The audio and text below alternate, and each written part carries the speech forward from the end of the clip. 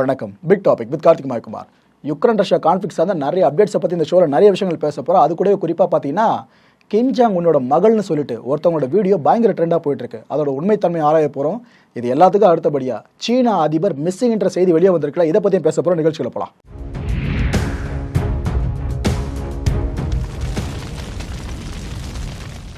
யுக்ரைனுக்குள்ள புகுந்த ரஷ்ய படை கடந்த 7 மாதங்களில் மட்டுமே கிட்டத்தட்ட 4 நிலப்பரப்புகளை தன்னகத்தை மாட்டிடுச்சு.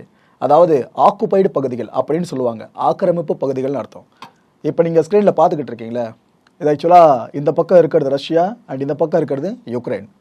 யுக்ரைனோட வரைபடம் அப்படின்றது இதுக்கு பிறகு பார்த்தீங்கன்னா இதோடு முடிஞ்சிடும் போல இருக்குங்க. இவ்வளோ தூரம் நிலப்பரப்புகளை அவங்க அப்படியே இழந்திருக்காங்க. இது மிகைப்படுத்தப்பட்டதில் உண்மையான வரைபடம் தான் அது. இதில் அந்த 4 குறிப்பிட்ட பகுதிகளை ஹைலைட் பண்ணப்பட்டிருக்குல்ல, லுஹான்ஸ்க், டொனட்ஸ்க், ஜாப்பரோஷியா, கெர்சான். இந்த 4 பகுதிகளில் தான் 5 நாட்கள் வரைக்கும் இந்த பொது வாக்கெடுப்பு நடந்துச்சு. இந்த ரெஃபரண்டம்னு சொல்லுவாங்க. அதாவது இந்த கைப்பற்றப்பட்ட யுக்ரைனிய பகுதிகளை ரஷ்யாவோடு சேர்க்கறது சம்பந்தமான ரெஃபரண்டம் அது. இதுதான் 5 நாட்கள் வரைக்கும் நடந்து இப்போ முடிஞ்சிருக்கு. வர 29ஆம் தேதி ரஷ்ய நாடாளுமன்றத்தில் மிகப்பெரிய விவாதம் நடக்க போகுது இந்த பொது வாக்கெடுப்பு சார்ந்து. அதில் முக்கியமான முடிவுகள் எடுக்கப்பட்ட பிற்பாடு அதுக்கப்புறம் அதிகாரப்பூர்வமாக அறிவிக்கப்பட்டோம். இனிமேல் இந்த நிலப்பரப்புகள் எல்லாமே யுக்ரைனுக்கு சொந்தமானது கிடையாது, ரஷ்யாவுக்கு சொந்தமான பகுதிகள். இதுக்கப்புறம் ஏதாவது ஒரு நாடு, ஏதாவது ஒரு நாடு, யுக்ரைன் எடுத்துக்கோங்களேன், இந்த பார்டரை தாண்டி உள்ளே வந்துட்டாங்கன்னா யுக்ரைனியர்கள் தான் ரஷ்யாவுக்குள்ளே புகுந்தாங்கன்னு கருதப்படுவாங்க. கொடுமையில் இவங்களோட நிலப்பரப்புகள் அப்படியே ரஷ்யா கிட்ட. இனிமேல் இந்த பகுதி முழுக்கவே யுக்ரைனுக்கு சம்பந்தமில்லாத பகுதிகளாக மாறும். ஏற்கனவே 2014 வருஷம் பார்த்தீங்கன்னா கிரைமியாவை ரஷ்யா பிடிச்சிருச்சு. இதே மாதிரி உள்ளே புகுந்தாங்க, அடித்து பிடிச்சிட்டாங்க. ஸோ இந்த பகுதி அப்படியே கொஞ்சம் நீங்களே கவனித்து பாருங்களேன். லூஹான்ஸ்கில் ஆரம்பித்து கிரைமியா வரைக்கும் முழுக்க முழுக்க கிழக்கு பகுதிகளை யுக்ரைன் அப்படியே எடுத்திருக்கு. சவுத் வரைக்கும் நீட்சி அடைஞ்சிருக்கு. அதாவது பெரிய விஷயமே. அதான் ரஷ்யா நினச்சதை சாதிச்சிடுச்சு, அவ்வளோதான். இனிமேல் ரஷ்ய மக்கள் கொண்டாட்டத்தில் இருப்பாங்க அப்படின்னு நீங்கள் நினைப்பீங்க. அங்கே தான் தப்பு பண்ணுறோம். இப்போ நீங்கள் வரைபடத்தில் பார்த்துக்கிட்டு இருக்கீங்களே, இது என்னன்னா ரஷ்யா ஜார்ஜியா இந்த 2 நாடுகளையே இணைக்கிற ஒரு சாலை பகுதி. ரஷ்யாவில் இருந்து ஜார்ஜியாவுக்கு சாலை மார்க்கமாக போக முடியும். நீங்கள் ஃப்ளைட்டில் தான் போகணும்னு அவசியம் இல்லை, சாலை மார்க்கமாக கார்லேயோ மற்ற வாகனங்களோ நீங்கள் போய் சேர்ந்துடலாம். இது இருக்கிறது ஒரே ரூட்டுங்க. ரஷ்யாவும் ஜார்ஜியாவும் இணைக்கிற ஒரே ஒரு சாலை இது மட்டும்தான். இதனாலேயே அங்கே டிராஃபிக் ஜாம் ரொம்ப ரொம்ப ஹெவியாக இருக்குது. எதுக்காக இந்தளவு டிராஃபிக் ஜாம்னு பார்த்தீங்கன்னா, இந்த ரஷ்ய அதிபர் விளாடிமிர் புட்டின் சமீபத்தில் அறிவிச்சிருந்தார்ல மிலிட்ரி மொபிலைசேஷன். அதாவது 3 லட்சம் வீரர்கள்கிட்ட நாங்கள் புதுசாக திரட்ட போகிறோம், பொதுமக்களில் இருந்து கூட அந்த வீரர்கள் இருக்கலாம்னு ஒரு அறிவிப்பை வெளியாச்சு பாருங்க. அதனால தான் ரஷ்யாவில் இருக்கிற இந்த மிலிட்ரி ஏஜ்டு மென்னு சொல்லுவாங்க, இராணுவத்தில் சேர தகுதி வாய்ந்த வயதை உடைய நபர்கள், ஆண்கள், இவங்க எல்லாம் ரஷ்யாவை காலி பண்ணிவிட்டு ஜார்ஜியா நோக்கி ஓடிக்கிட்டு இருக்காங்க. ஜார்ஜியான்ற ஒரு நாடு மட்டும் சொல்ல முடியாது, எந்தெந்த நாடுகளுக்கு நம்மளால் போக முடியுமோ அந்தந்த நாடுகளுக்கெல்லாம் போயிடலாம். ரஷ்யாவில் இல்லாமல் இருந்தால் போதும். அப்படி இருந்தோம்னாக்கா இப்போ யுக்ரைன் அதிபர் பண்ணுறாருல, பொதுமக்கள் கையில் ஆயுதங்களை கொடுத்து சண்டை போடுங்கன்னு சொல்லிட்டு சாவடிக்கிறார்ல, இதே மாதிரி நம்மளையும் புட்டின் அவர்கள் செஞ்சிருவாருன்ற பயத்தில் தான் இவ்வளோ பேர் தெரிச்சு ஓடிக்கிட்டு இருக்காங்களாம். இதுக்கு முன்னாடி தகவலாக கசிஞ்சிக்கிட்டு இருந்துச்சு, பெருசாக யாரும் நம்பலை. ஆனால் இப்போ ஃபோட்டோவே வெளியாகிருக்கு.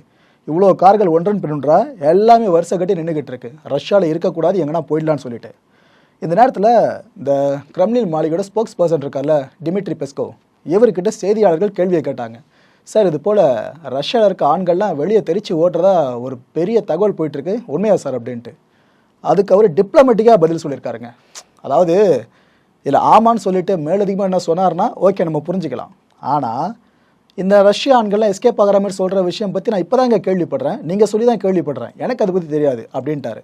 அது மட்டுமா, இது பற்றி நாங்கள் இப்போ வரைக்கும் எந்த முடிவையும் எடுக்கலை, ரஷ்யாவோட எல்லைகளை மூடுறது சம்மந்தமான முடிவை கூட நாங்கள் இப்போ வரைக்கும் எடுக்கலை அப்படின்றாங்க. இட் மீன்ஸ் உலக நாடுகள்கிட்ட ரஷ்யா இன்னும் தன்னை ஹீரோவாக காட்டிக்கிட்டே இருக்கணுன்றதுல தெளிவாக இருக்காங்கன்றது இந்த ஒரு மூவ் மூலமாக புரியுது. எல்லைகளை மூடலைன்னு சொல்கிறாங்க, ஆனால் மூடாமே இருப்பாங்கன்னு நினைக்கிறீங்களா? ஏற்கனவே மக்கள் தொகை கம்மி ரஷ்யாவில். முதல்ல வாயில காலை விட்டா மாதிரி தான் யுக்ரைனுக்குள்ளே போயிட்டு நினச்ச நிலப்பரப்புகளை பிடிச்சிட்டாங்க. ஆனால் அந்த பிடிச்ச நிலப்பரப்புகளை இதுக்கப்புறம் கட்டுப்பாட்டிலே வச்சுருக்கணும். அதுதான் பெரிய டாஸ்க்கு. அதை பண்ணணும்னா எக்ஸ்ட்ரா ஃபோர்ஸ் அங்கே களமிறக்கி ஆகணும். அந்த எக்ஸ்ட்ரா ஃபோர்ஸை களமிறக்கணும்னா வீரர்கள் தேவை. வீரர்கள் வேணும்னா பொதுமக்கள் வந்து பிடிச்சி போட்டால் தான் உண்டு. இந்தளவு செயின் ரியாக்ஷன் மாதிரி போகிறதுனால தான் ரஷ்யாவிலேருந்து அத்தனை பேர் வெளியே ஓடிக்கிட்டு இருக்காங்க. ஆனால் பெஸ்கோ சொல்கிறது நாங்கள் டிசிஷன்லாம் எடுக்கல அப்படின்னு சிம்பிளாக சொல்லியிருக்காரு. ஆனால் இது பெரிய பூதகாரமான விஷயம் மாறுங்க, அதில் எந்த மாற்று கருத்த வேண்டாம். இந்த நேரத்தில் ஒரு தகவல் கசிஞ்சிருக்கு. மேற்குலக ஊடகங்கள் இந்த தகவலை ரொம்ப பெரிய செய்தியாக போட்டுக்கிட்டு இருக்காங்க. என்ன தகவல்னு பார்த்தீங்கன்னா, இந்த ரஷ்யாவிலேருந்து ஜார்ஜியா போகிற முயற்சி இருக்குல்ல, இந்த நேரத்தினப்போ கார்கள் அணிவகுத்து நிற்குது பார்த்தீங்களா, 1 மணி நேரம் 2 மணி நேரம் கிடையாது, லிட்டரலாக 48 மணி நேரங்கள் வரைக்கும் அந்த கார்கள்லாம் நின்னபடியே இருக்கான். அந்த அளவுக்கு ஹெவி டிராஃபிக்கான். ஒரே நேரத்தில் எல்லாரும் ரஷ்யாவிலேருந்து வெளியேறவே இவ்வளோ தூரம் டிராஃபிக் ஏற்பட்டிருக்கிறதா அந்த தகவல். இதை உணர்த்துற மாதிரி தான் இந்த புகைப்படத்தை வெளியிட்டிருக்காங்க. ரெண்டாவது விஷயம் பார்த்தீங்கன்னா, இந்த ரஷ்யாவிலேருந்து எந்தெந்த ரஷ்யன்ஸ்லாம் ஜார்ஜியாவுக்கோ இல்லை மற்ற நாடுகளுக்கோ வர விரும்புகிறாங்கன்னா அவங்கள தடுக்க மாட்டுறாங்களாம். மற்ற நாடுகளை சேர்ந்தவங்க அவங்க உள்ளே வரவேற்கிறாங்களாம். வாங்க வாங்க, நீங்கள் அங்கே தான் பிரச்சனை, எங்கேயாச்சும் நிம்மதியாக இருங்கன்ட்டு அவங்க வரவேற்கிறாங்களாம். இதில் என்னப்பா ஒரு பெரிய ட்விஸ்ட் இருக்குது அப்படின்னு கேட்டிங்கன்னா, ரொம்ப பெரிய ட்விஸ்ட்டு தாங்க. ஏன்னா ரஷ்யாவில் பொதுமக்களுக்கே வாழ பிடிக்கலன்ற நிலைமை வந்துருச்சுன்னா மண்டையோடுகள் மண்டிய நாட்டை மன்னன் ஆள்வதும் அந்த கூற்று தான் எல்லாருக்கும் நினைவுக்கு வரும். ஸோ புட்டினை மிகப்பெரிய வில்லனாக சித்தரிக்க இது செம சான்ஸு. மக்கள் எல்லாரும் ரஷ்யாவிலேருந்து வெளியேறாங்க, அவங்க மற்ற நாடுகளுக்கு போகிறாங்கன்னா அசிங்கம் யாருக்குன்னு நினைக்கிறீங்க? அந்த நாட்டை ஆள்றவனுக்கு தான். ஸோ ரொம்ப பெரிய ட்விஸ்ட் இதில் இருக்குது. மூணாவது விஷயம் பார்த்தீங்கன்னா, இப்போ ரஷ்யாவிலேருந்து மற்ற நாடுகளுக்குள்ளே போகிறப்ப அவங்களுக்கு விசா தேவை. ஆனால் விசாவே இல்லைனாலும் இது போல் வெளியேற ஒவ்வொரு ரஷ்யன்ஸையும் அந்தந்த நாடுகள் உள்ளே கூப்பிட்டுக்குதான், அனுமதி கொடுக்குதான். விசா இல்லாமல் அனுமதி கொடுக்குறாங்களா? இதெல்லாம் பெரிய விஷயங்க. இந்த 3 தகவலை தான் இப்போ மேற்குலக ஊடகங்களோட முக்கியமான செய்தியாக வளம் வந்துக்கிட்டு இருக்கு. அந்த அப்டேட்ஸ்லாம் பார்த்த நெட்டிசன்ஸ்லாம் என்ன பண்ணியிருக்காங்க, பல பேரும் ஒரு குறிப்பிட்ட ஃபோட்டோவை ட்ரெண்ட் பண்ணிக்கிட்டு இருக்காங்க. இப்போ நீங்கள் ஸ்க்ரீனில் பார்த்துக்கிட்டு இருக்கீங்களா, இதே ஃபோட்டோ தான். அதாவது என்ன கேப்ஷன் இது கொடுக்குறாங்கன்னா, ஒரு நாடு வேறு நாட்டுக்குள்ளே புகுந்துச்சு, இன்வேஷன் ஊடுருவுச்சு, இதனாலேயே அந்த குறிப்பிட்ட நாட்டில் இருக்கிற மக்கள் வேறு வேறு நாடுகளை நோக்கி ஊடுருவிக்கிட்டு இருக்காங்க அப்படின்ற கேப்ஷன் தான். புரியுதா? இன்னும் தெளிவாக சொல்கிறேன். ரஷ்யா இந்த நாட்டோட இராணுவ வீரர்கள் யுக்ரைனுக்குள்ளே ஊடுருவினாங்க. இப்போ ரஷ்யாவில் இருக்க பொதுமக்கள் என்ன பண்ணுறாங்க, பல அண்டை நாடுகளை நோக்கி ஊடுருவிக்கிட்டு இருக்காங்க. ரஷ்யாவில் இருக்கக்கூடாது, நாங்கள் வெளியே போனால் போதும், ஏன்னா இங்கேருந்து எங்களுக்கு காலி பண்ணிடார் போல இருக்கு புட்டின்னு சொல்லிட்டு. அதில் ஸ்பெசிஃபிக்காக Finland, Estonia, Latvia, Lithuania, Poland, check republic, Turkey, Georgia, Uzbekistan, Kazakhstan, இவ்வளோ நாடுகளுக்குள்ளே எங்கே வேணாலும் போகிறது நான் ரெடி, ஆனால் ரஷ்யாவில் மட்டும் இருக்க மாட்டோம்னு அவங்க சொல்கிறதா இது ஒரு பெரிய ஃபோட்டோ ட்ரெண்ட் பண்ணிக்கிட்டு இருக்காங்க. அண்ட் இப்போ என்ன நடந்துக்கிட்டு இருக்கு, பேரலாக பார்த்தீங்கன்னா நாட்டோ கூட்டுப்படை பயங்கரமான பயிற்சியில் ஈடுபட்டிருக்காங்க. ஏன்னா புட்டின் அவர்கள் அணு ஆயுதம் சார்ந்து சமீபத்தில் ஒரு எச்சரிக்கை விடுத்திருந்தார். இதனால் உலக அரசியல் தலைகீழாக புரட்டி போடப்பட்டிருக்கு. இதனால் தான் நாட்டோ சரி எப்போ இருந்தாலும் பிரச்சனை வெடிக்கும் அப்படின்றது கன்ஃபார்ம் ஆகிடுச்சு, நாம் தயாராகிக்கலான்னு சொல்லிட்டு தான் இப்போ இந்த பயிற்சி ஆரம்பிச்சிருக்காங்க அவசரமாக. அதுவும் ஸ்பெசிஃபிக்காக விமானப்படை இருக்குது பார்த்தீங்களா, அது எல்லாம் சங்கமிச்சு ஒரு பெரிய பயிற்சிங்க. பால்டிக் சீல இப்போ நடந்துக்கிட்டு இருக்கு. இதில் டர்க்கி, ஜெர்மனி, இட்டாலி, யூகே இது மாதிரி நிறைய நாடுகள், நாட்டோவில் உறுப்பினர்களாக இருக்கிற நிறைய நாடுகளோட விமானப்படைகள் ஒரே இடத்துல குவிஞ்சிருக்கு. அந்த இடம் தான் பால்டிக் சி. ஒரு பக்கம் ரஷ்ய மக்கள் அலறடிச்சு ஓடிக்கிட்டு இருக்காங்க, இன்னொரு பக்கம் நாட்டோ இவ்வளோ பெரிய பயிற்சி ஆரம்பிச்சுக்கிட்டு இருக்கு. ரெண்டுத்துக்கும் பெரிய கனெக்ஷன் இருக்குல்ல. என்ன சொல்ல வரும் புரியும் நம்புறேன் உங்களுக்கு. ஏன்னா அந்த பக்கம் ரஷ்யா இப்போ காலி ஆகிட்டு இருக்கு, அந்த நிலப்பரப்பு மட்டும் தான் எஞ்சி இருக்க மாதிரி இருக்கு. இந்த பக்கம் நாட்டோட பயிற்சினா ஏதோ ஒரு பெரிய ஈவெண்ட்டும் நடக்க போகுதுன்னு தான் அர்த்தம். இப்போ நீங்கள் ஸ்க்ரீனில் பார்த்துக்கிட்டு இருக்கிறது யுக்ரைன் ராணுவம் வெளியிட்டு இருக்க ஒரு விளக்க குறிப்பு தாங்க.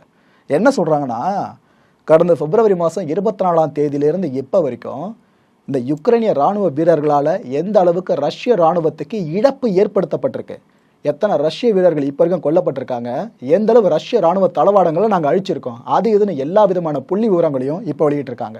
57,750 ரஷ்ய வீரர்களையும் 2,306 tanks, 4,881 armoured combat vehicles, 1,378 artillery, 331 multiple launch rocket systems, 175 air defence systems, 261 military jets, 224 helicopters, 977 drones, 241 cruise missiles, 15 warships and boats, 3,230 vehicles and fuel tanks and 131 special எக்யூப்மெண்ட்னு இவ்வளோ விஷயங்களை அழிச்சிருக்கிறதா யுக்ரைன் ராணுவம் இப்போ கிளைம் பண்ணியிருக்கு.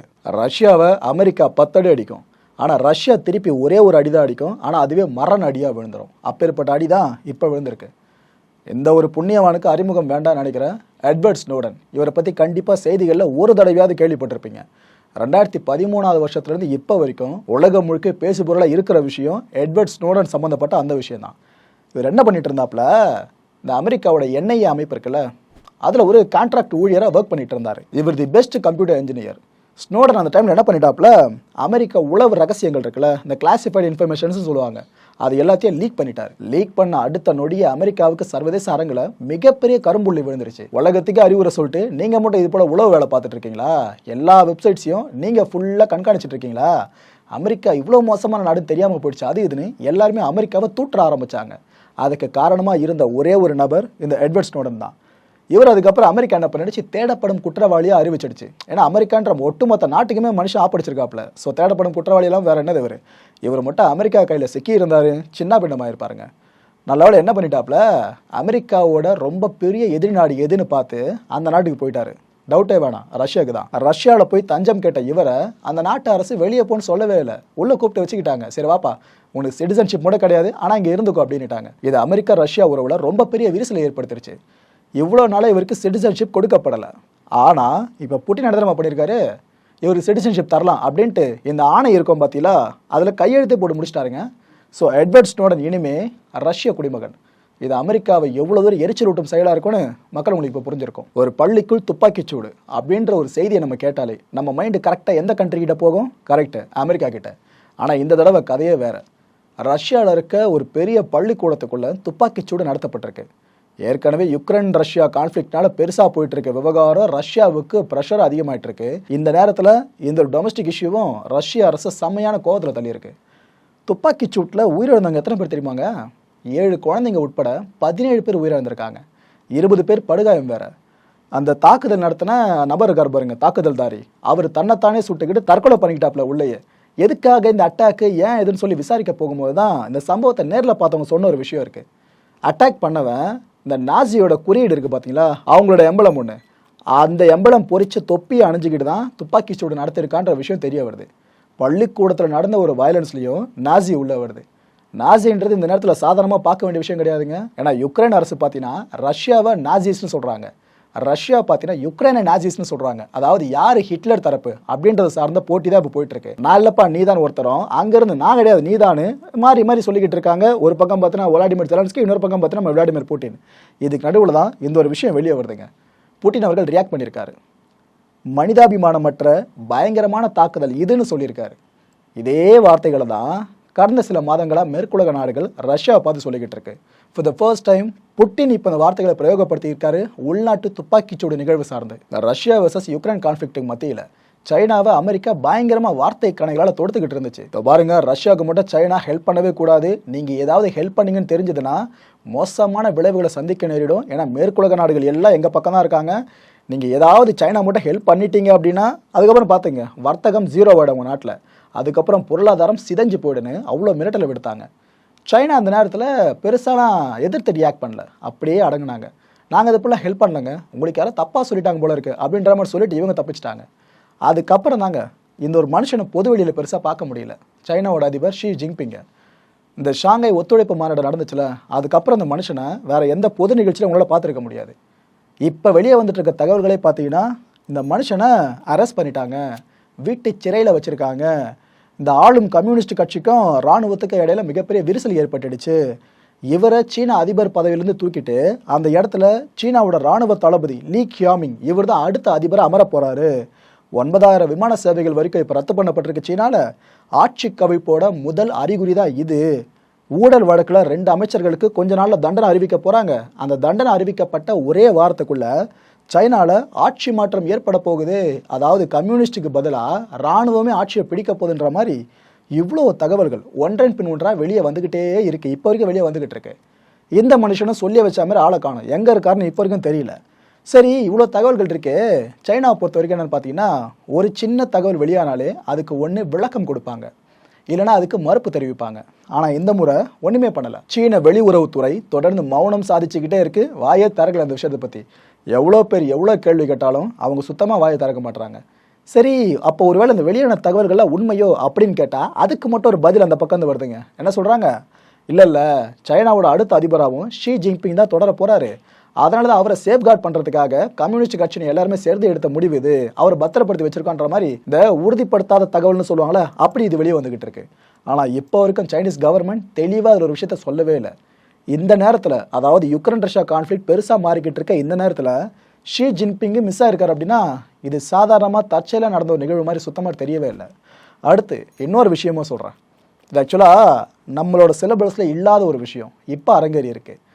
வழக்கமாக பார்த்தீங்கன்னா அந்த வடகொரிய அதிபர் கிம் ஜாங் உன்னோட உடல்நிலை சரியில்லை, அவருக்கு ஏதோ ஆப்ரேஷன் பண்ணியிருக்காங்க, இன்னும் கொஞ்ச நாள் தான் அவர் செத்துருவார், செத்தே போயிட்டாரு, அவர் அடக்கமே பண்ணிட்டாங்க, அது இதுன்னு செய்திகள் வரும். அப்புறம் பார்த்தா சில நாட்களில் நம்மால் கெத்தாக ஒரு ஈவெண்ட்டில் கலந்து பார்ப்பல, அது சம்மந்தமான ஃபோட்டோஸ் வெளியாகி நான் அண்ணா உயிரோடு தான் பார்க்கேன், சாகலை அப்படின்னு மனுஷன் கெத்தாக வெளியே வர ஃபோட்டோஸ் எல்லாமே இருக்கும்.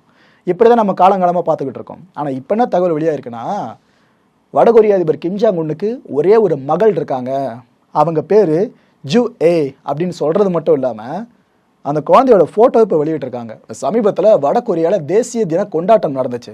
அப்போ அந்த சின்ன சின்ன பசங்களாம் சேர்ந்து வடகொரியா ஃப்ளாகை கையில் வச்சுக்கிட்டு டான்ஸ் ஆடுவாங்க பயங்கரமாக. தேசப்பற்று மிகுந்த ஒரு பாடலுக்கு பயங்கரமாக அவங்க அப்படியே கொடி அசைச்சபடி டான்ஸ் ஆடிக்கிட்டு இருப்பாங்க. அதில் மிடில் ஒரு பொண்ணு இருப்பாங்க. அவங்க பேர் தான் ஜூ ஏ அப்படின்னும், இவங்க தான் கிம்மோட மகள் அப்படின்னும் வீடியோவோடு இப்போ நிறைய தகவல் உலா வந்துக்கிட்டு இருக்கு. எதை வச்சு இப்போ இவ்வளோ ஆணித்தரமாக சொல்கிறாங்க அப்படின்னு கொஞ்சம் போய் உள்ளே செக் பண்ணி பார்த்தா, நம்ம கிம்மா இருக்கட்டும், அவரோட ஒய்ஃப் இருக்காங்களே ரீ சோல் ஜூ, இவங்களா இருக்கட்டும், 2 பேரும் அந்த ஒரு குழந்தைய அப்படி கண்ணிமைக்காமல் பார்த்துக்கிட்டே இருப்பாங்க. அவ்வளோ என்ஜாய் பண்ணுவாங்க அந்த குழந்தை பண்ணுறது எல்லாத்தையுமே. அதுக்கப்புறம் அந்த பர்ஃபார்மன்ஸ் போயிட்டு இருக்கும் போதே கிம் அவர்கள் எழுந்து நடுவில் போயிட்டு எல்லாரையும் கட்டி அணைச்சபடி அவரும் ஃபுல்லாக சந்தோஷம்லாம் வெளிப்படுத்துவாப்பில். கிம் இப்படி பண்ணுறதுலாம் ஒரு புதுசு. ஆக்சுவலாக மனுஷன் கோவமாடி சர்வாதிகாரி மாதிரி தான் ஒரு பில்டப் கொடுத்து வச்சிருக்காங்க.